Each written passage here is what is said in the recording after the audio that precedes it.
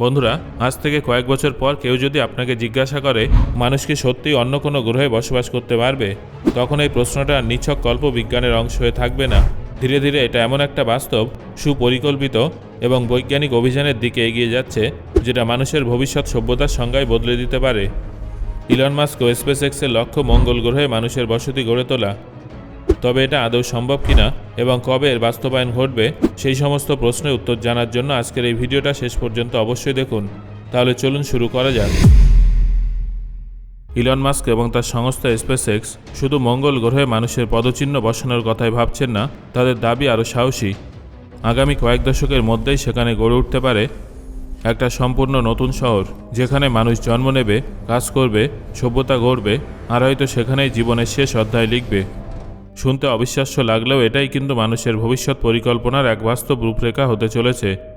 কিন্তু প্রশ্ন হলো, মঙ্গল গ্রহে শহর গড়ে তোলা মানে আসলে কি? সেখানে কি বাড়িঘর থাকবে, রাস্তা থাকবে, মানুষ কি স্পেসস্যুট ছাড়াই চলাফেরা করতে পারবে? এই প্রশ্নগুলোর উত্তর জানার আগে একটা বিষয় পরিষ্কারভাবে বোঝা জরুরি। মঙ্গল কোনো ফাঁকা গ্রহ নয় যেখানে গিয়ে ইচ্ছামতো বাড়িঘর বানিয়ে নেওয়া যাবে। মঙ্গল আসলে একটা শত্রু ভাবাপন্ন গ্রহ, যেখানে গড় তাপমাত্রা প্রায় -60°C হয়ে থাকে। সেখানকার বাতাস এতটাই হালকা যে কোনো মানুষ প্রোটেকশন ছাড়া সেখানে নামলে কয়েক সেকেন্ডের মধ্যেই অজ্ঞান হয়ে যেতে পারে এবং কয়েক মিনিটের মধ্যেই তার মৃত্যু ঘটতে পারে। এছাড়াও মঙ্গলের চারপাশে পৃথিবীর মতো শক্তিশালী চুম্বকীয় রক্ষাকবচ নেই, যার ফলে মহাকাশ থেকে আসা ক্ষতিকারক রেডিয়েশন সরাসরি এই গ্রহের পৃষ্ঠে আঘাত হানে, যা মানুষের জন্য অত্যন্ত বিপজ্জনক। তাহলে ইলন মাস্ক কেন এত দৃঢ়ভাবে দাবি করছেন যে মানুষ মঙ্গল গ্রহে শহর গড়ে তুলবে? পৃথিবীর মধ্যে এর উত্তর লুকিয়ে আছে। বর্তমানে পৃথিবীতে 800 কোটিরও বেশি মানুষ বসবাস করছে, তবে পৃথিবী যে চিরকাল নিরাপদ থাকবে তার কোনো নিশ্চয়তা নেই। ভূমিকম্প, আগ্নেয়গিরির অগ্ন্যুৎপাত, জলবায়ু পরিবর্তন, পারমাণবিক যুদ্ধ কিংবা উল্কাপিণ্ডের মতো আঘাত, এই সমস্ত বিপদ সবসময় আমাদের চারপাশে ওত পেতে আছে। ইলন মাস্কের মতে, মানুষ যদি শুধুমাত্র একটা গ্রহের উপরে নির্ভরশীল থাকে, তাহলে কোনো বড় বিপর্যয়ে পুরো মানব সভ্যতায় ধ্বংস হয়ে যেতে পারে। এই কারণেই তাদের লক্ষ্য হলো মানুষকে একটা মাল্টি প্ল্যানেটারি প্রজাতিতে পরিণত করা, অর্থাৎ একাধিক গ্রহে বসবাসের উপযোগী করে তোলা। এখন প্রশ্ন হলো, এর জন্য মঙ্গলই কেন প্রথম পছন্দ? সৌরজগতে তো আরও অনেক গ্রহ এবং উপগ্রহ আছে। আসলে পৃথিবীর সঙ্গে মঙ্গলের সবথেকে বেশি মিল আছে। মঙ্গলের একদিন প্রায় 24.6 ঘন্টায় হয়ে থাকে। সেখানে ঋতু পরিবর্তন হয়, মেরু অঞ্চলে বরফ আছে এবং বিজ্ঞানীরা সেখানে মাটির নিচে জমে থাকা জলের বিশাল ভাণ্ডারের সন্ধানও পেয়েছেন। তবে সবথেকে গুরুত্বপূর্ণ বিষয় হলো, মঙ্গল গ্রহে অবতরণ করা এবং সেখান থেকে নিরাপদে ফিরে আসা প্রযুক্তিগতভাবে সম্ভব। কিন্তু শুধু একটা গ্রহকে বেছে নেওয়া যথেষ্ট নয়। শহর গড়ে তুলতে হলে সবার আগে প্রয়োজন সেখানে পৌঁছানোর জন্য একটা নির্ভরযোগ্য ব্যবস্থা। এখান থেকে স্পেস এক্সপ্লোরেশনের আসল কাহিনী শুরু হয়ে যায়। এখনও পর্যন্ত যত রকেট তৈরি হয়েছে, সেগুলোর বেশিরভাগই হয় সম্পূর্ণ সম্প্রসারণযোগ্য কিংবা আংশিকভাবে পুনর্ব্যবহারযোগ্য ছিল। প্রত্যেকটা রকেট লঞ্চের জন্য কোটি কোটি ডলার খরচ হতো। যদি মঙ্গল গ্রহে শহর গড়ে তুলতে হয়, তাহলে কয়েকশো নয়, হাজার হাজার রকেটের প্রয়োজন হবে। সেই কারণে স্পেসএক্স তৈরি করেছে স্টারশিপ। স্টারশিপ কোনো সাধারণ রকেট নয়, এটা এখনও পর্যন্ত তৈরি হওয়া পৃথিবীর সবথেকে বড় এবং সবথেকে শক্তিশালী রকেট।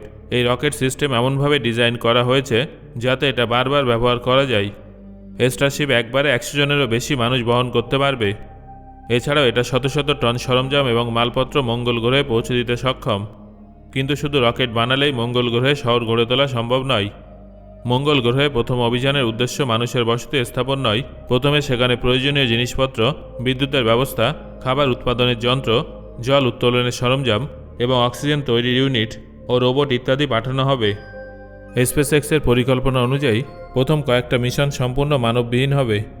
এই মিশনগুলোর লক্ষ্য হবে মঙ্গল গ্রহে এমন যন্ত্র বসানো যা মানুষের যাওয়ার আগেই মঙ্গলের পরিবেশকে কিছুটা বাসযোগ্য করে তুলবে। এখানে আর একটা বড় সমস্যা দেখা দেবে, সেটা হলো ফিরে আসার জন্য প্রয়োজনীয় জ্বালানি। পৃথিবী থেকে মঙ্গল পর্যন্ত যাওয়া এক কথা, কিন্তু সেখান থেকে ফিরে আসা আরও বড় চ্যালেঞ্জ। যদি মঙ্গল গ্রহে জ্বালানি তৈরি করা না যায়, তাহলে যে যাবে সে সেখানে আটকে পড়বে।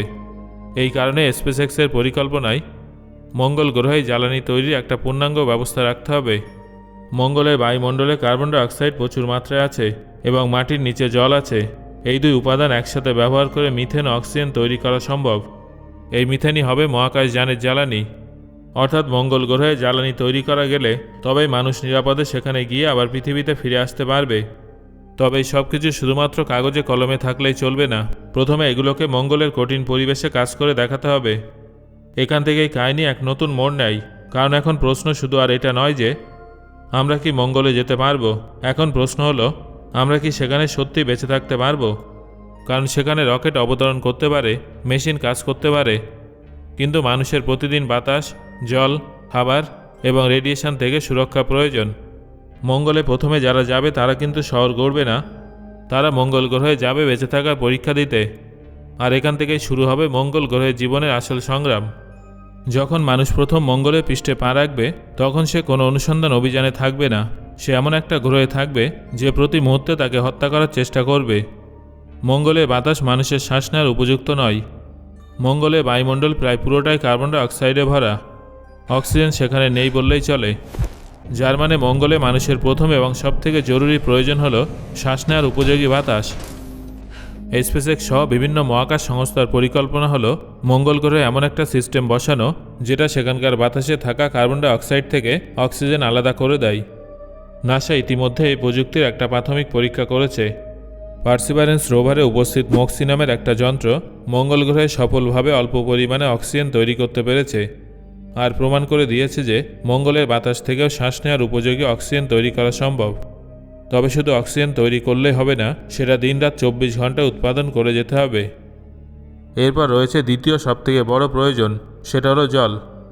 মঙ্গলের পৃষ্ঠ একেবারে শুষ্ক মরুভূমির মতো দেখতে হলেও এর নিচে বিপুল পরিমাণে বরফের অস্তিত্ব আছে, বিশেষ করে মেরু অঞ্চলে এবং কিছু ভূগর্ভস্থ এলাকায়। পরিকল্পনা অনুযায়ী মঙ্গলের মাটি খুঁড়ে সেই বরফ বের করে গলিয়ে সেটাকে জলে পরিণত করা হবে। এই জল শুধু পান করার জন্য নয়, খাবার উৎপাদন এবং জ্বালানি তৈরির কাজেও ব্যবহার করা হবে। তবে মঙ্গলের তাপমাত্রা এতটাই কম যে জল খুব দ্রুত জমে যেতে পারে, তাই জল উৎপাদনের পুরো ব্যবস্থাটাই বন্ধ উষ্ণ পরিবেশে করতে হবে। মঙ্গল গ্রহে মানুষের বসবাস মানে শুধু সেখানে পৌঁছানো নয়, বরং সম্পূর্ণ ভিন্ন এক পরিবেশে টিকে থাকার লড়াই। এখানে সবথেকে বড় প্রশ্ন হলো মঙ্গল গ্রহে খাবার আসবে কোথা থেকে। পৃথিবী থেকে নিয়মিত খাবার পাঠানো ব্যয়বহুল ও অনিশ্চিত, তাই মঙ্গলেই খাদ্য উৎপাদন করতে হবে। কিন্তু মঙ্গলের মাটি মানুষের জন্য বিষাক্ত হতে পারে, তাই হাইড্রোপনিক ও অ্যারোপনিক প্রযুক্তি ব্যবহার করা হবে যাতে মাটি ছাড়াই জল ও প্রয়োজনীয় পুষ্টির মাধ্যমে গাছ জন্মাতে পারে। ছোট এবং চারিদিকে আটকানো গ্রিন হাউসে সীমিত পরিমাণ সবজি ও শস্য উৎপাদন হবে, যেখানে স্বাদের চেয়ে বেঁচে থাকাই হবে প্রধান লক্ষ্য। এখানেই কিন্তু সমস্যা শেষ নয়, কারণ এরপরে আছে রেডিয়েশনের ভয়। পৃথিবীর মতো শক্তিশালী চৌম্বক ক্ষেত্র মঙ্গলে নেই, ফলে ক্ষতিকারক মহাজাগতিক রশ্মি সরাসরি পৃষ্ঠে আঘাত করবে। এই বিপদ এড়াতে মানুষকে মাটির নিচে বসবাস করতে হবে। বিদ্যুতের জন্য মূলত সৌরশক্তি ব্যবহার করা হবে, যদিও ধূলিঝড়ের সময় ব্যাকআপ হিসেবে ছোট নিউক্লিয়ার পাওয়ার প্ল্যান্ট থাকবে।